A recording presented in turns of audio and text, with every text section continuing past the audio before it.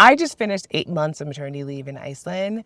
And as a first-time mom, an American that's been living here since 2016, and a business owner in Iceland, I had so many questions swirling around in my mind, such as, would I qualify for maternity leave in the first place? How would my payments be calculated? And how much time would I actually get with my daughter? I know that some of you have reached out when you've seen my way message, maybe an email, that I was on maternity leave, just curious about this process. So I'm gonna lay all that out. First off, starting with just the structure of how it works in Iceland, and then of course, adding in my personal experience. Just a quick disclaimer though, because it's important.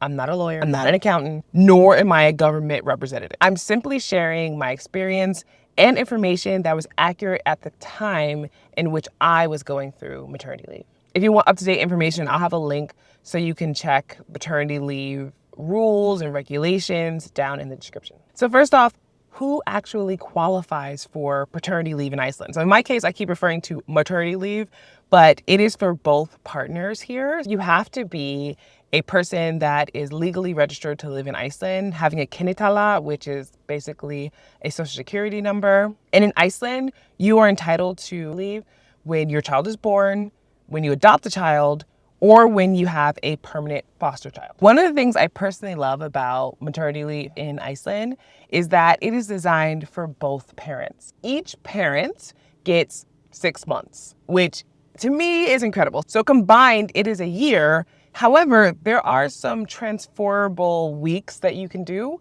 So as for instance, the way in Iceland, how it's set up is that 6 months for one parent, 6 months for the other. And each parent, if they wanted, out of their 6 months, could take 6 weeks and transfer it to the other parent. So for instance, Halle, he has 6 months, I have 6 months. He could give me a month and a half of his. So he would get 4.5 months of paternity leave. And then I would get 7.5 if he decided to transfer those weeks over to me. And it goes vice versa. I love that because it is designed to encourage both parents to take leave. So no matter what, he would always get those 4.5 months for sure if he didn't transfer over to me. But if he decided to keep all 6 months, he could use that. And that is part of helping for both parents to have time bonding with their little bundle of joy that has come into their lives. And I just think it's really lovely that it is capped for a certain degree, that you can't just like transfer all of it over.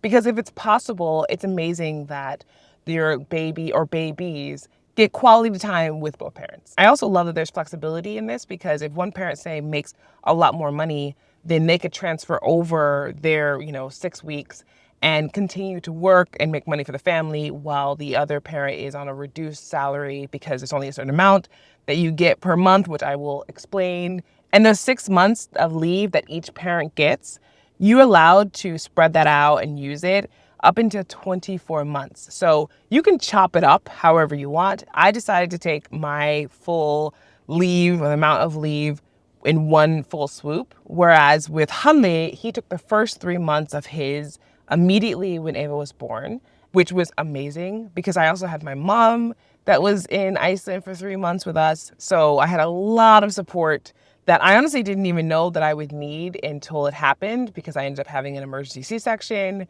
So a lot of it worked out extremely well that we had these months to play around with. And then took a month for vacation when we decided to go and travel to the US to visit family and friends.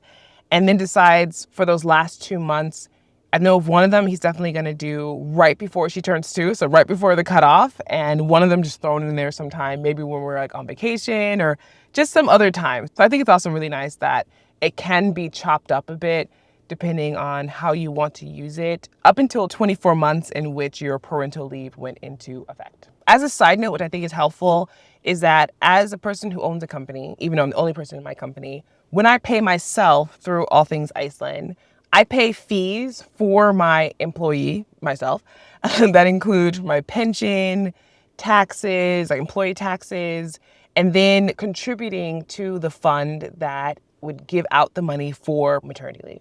So everybody in Iceland is always paying into the system, and then when you need it, you can take that time off. One difference between being an employee and then being self-employed, or at least having my own company and being considered self-employed, is that the salary amount that they consider for a self-employed person has to do with the previous tax year's average salary. Whereas like for an employee, it's just the past 6 months of your salary that you were getting. That's how they calculate it. So that part was like a little bit interesting. It worked out fine either way, but as a person who's like self-employed or at least considered self-employed, you have to hopefully have like a decent year, the previous year, tax year is what I'm talking about, from January to December, because that is what they're averaging it off of. So I was like, oh, I mean, thankfully for me, it was fine. But since I didn't know that previously, what if my past year had not been that great? Like that's just how the system is. But it was just fascinating to me to learn that little tidbit. If you are not employed, they have a fund for people that get like a minimum amount per month for leave. So it's not the case that if you're living in Iceland and have a child and are going on some type of parental leave that you're just completely without any money. They do have a minimum amount, but of course it's going to be a lot less than what would be based off of your salary, because as a salaried person, there is a minimum wage that you have to meet. So you can't just like be paying yourself anything and getting like the highest possible maternity leave amounts. So you might be wondering, if I said that I only took 6 months of maternity leave and Holly did not transfer any over to me, how is it that I was on 8 months of maternity leave? One thing that I found out in this process that I really enjoyed is that I can take my 6 months of payments and spread them out if I want to. So I decided for that 6 months, which is 80% of my salary, I was going to spread it out over 8 months. Yes, it was less amount per month because it's over an 8-month period, but I don't know what it was. Inside of me, I just knew that 6 months, and I hope I don't sound overly entitled here, didn't feel like enough. I just felt like I needed a little bit more time, maybe because it was going to be spring, and spring in Iceland still is like a little wintry feeling, kind of cold, and I wanted to spread it into summer, which is way more daylight, warmer temperatures, not too warm, of course, it's Iceland, but just this feeling of like being with our child too, like 6 months just wasn't in my soul feeling right. And I feel very, very grateful, so fortunate that I can say that I'm allowed to have that 6 months, that that's even a possibility, and that I could spread it out to 8 months. And so that's what I decided to do instead of just like sticking to the regular timeline / money amount per month. Regarding the parental leave payments, now, this is not something people are going to be getting wealthy off of or getting a ridiculous amount of money. There is a cap for sure. And 80% of your salary, that is capped at 800,000 Icelandic kroner before taxes.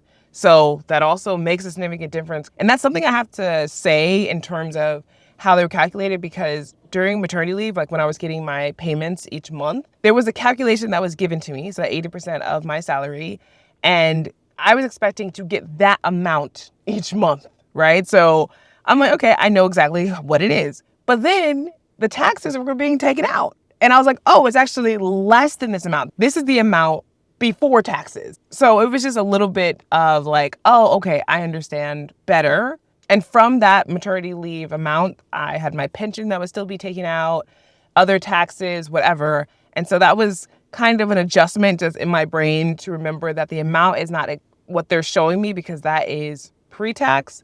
But after taking out taxes and stuff, it was still fine, just different than what I initially had expected. I think it's important to understand in general, though, that this system is not made to completely replace people's salary, but allow them to have money while they're on maternity leave or paternity leave in order to spend meaningful time with their child. Regarding when people have to tell their employer when they're going to be taking parental leave, in Iceland, it's mandatory to let your employer know 8 weeks before you're planning to go on leave. Because anyway, when you submit your paperwork to Fæðingarorlofssjóður, they're going to be notified. Like the employer is going to be notified that this person is taking leave. And so they are legally supposed to know 8 weeks before. In my case, it was different in terms of like notifying myself, but it was fascinating, just like the whole process of going through this and what you have to take care of, what you have to think about.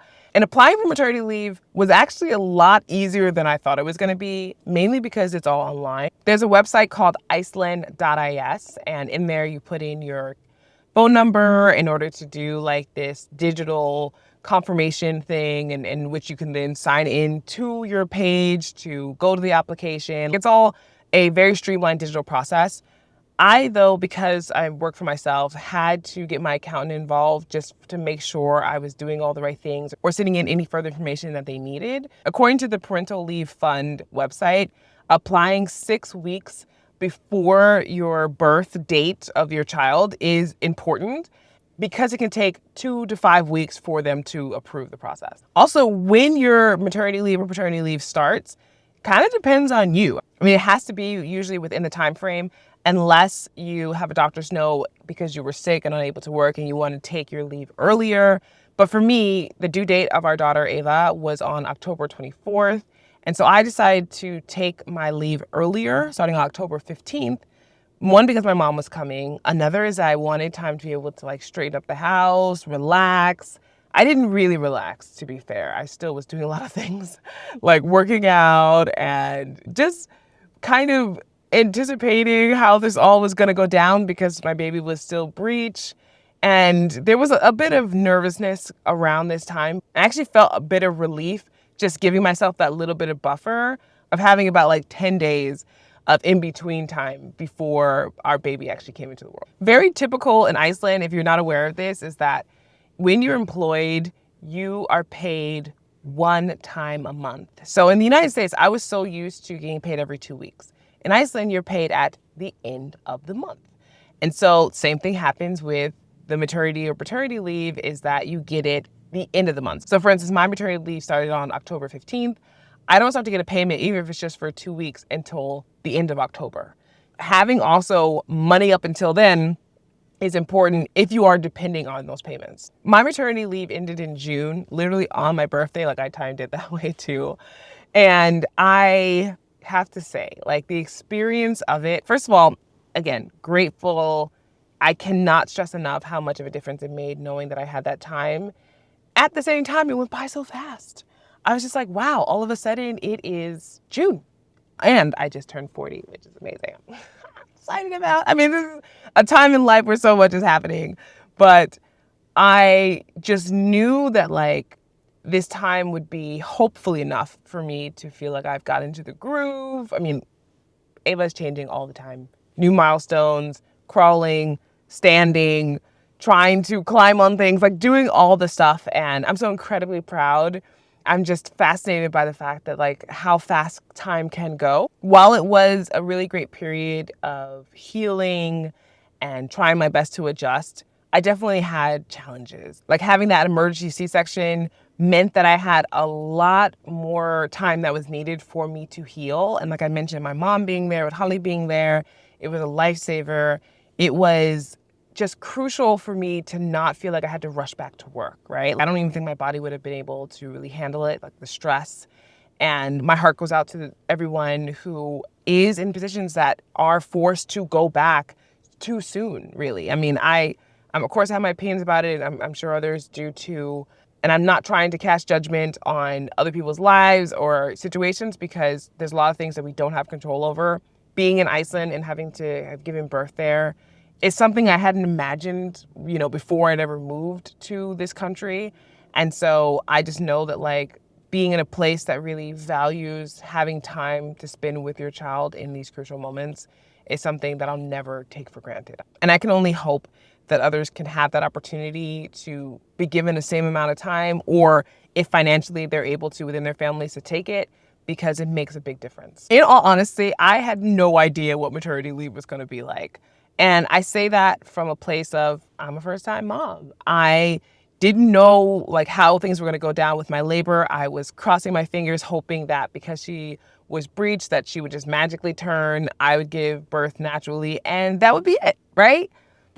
No, that's not what happened. I wouldn't change it for a second. I don't regret how things happened. It was very intense labor, very, very hard. My contractions were insane. I tried to stick it out for many hours in order to have a natural birth. But Ava was just like, I'm not leaving this spot. Like, she literally never came down, like descended down, even though I was 8 centimeters dilated and having crazy contractions. I ended up having 2 epidurals because the first time it was put in, it wasn't put in, I guess, enough and didn't work. So they had to do it again. And for anyone who's ever been through an epidural, especially when you're already having your crazy contractions, not a joke, not a game. I have a greater appreciation, first of all, for modern medicine because I had taken a natural birthing class, which I'm very grateful for. At the same time, I had just been so stuck in this idea that I was going to give birth naturally that I didn't leave room for other possibilities until I absolutely had to use medical intervention, such as an epidural and then eventually having an emergency C-section. First of all, when I got the second epidural, when it worked, whew, I was so happy. I'm still so happy that I did that. In fact, I talked to my sister. She heard me on the phone, like moaning and, just feeling terrible, like a wounded animal when I was going through the worst of my intense contractions. And then when I got the epidural, she talked to me on the phone again. It was like a totally different person. I was at peace. I was chill. And I was like, this is not so bad. So recovering from abdominal surgery, basically emergency C-section, after giving birth, I learned a lot about just how the maternity process of recovery and leave just varies. It's not going to be the same for everybody. But yes, maternity leave was definitely about giving birth and having quality time with our daughter, which honestly, even though maternity leave is over for me, I'm still doing a similar schedule and, working kind of like in a hybrid mode, if you will, because I still think it's really important for me to be with Ava and to have this quality time as she's growing.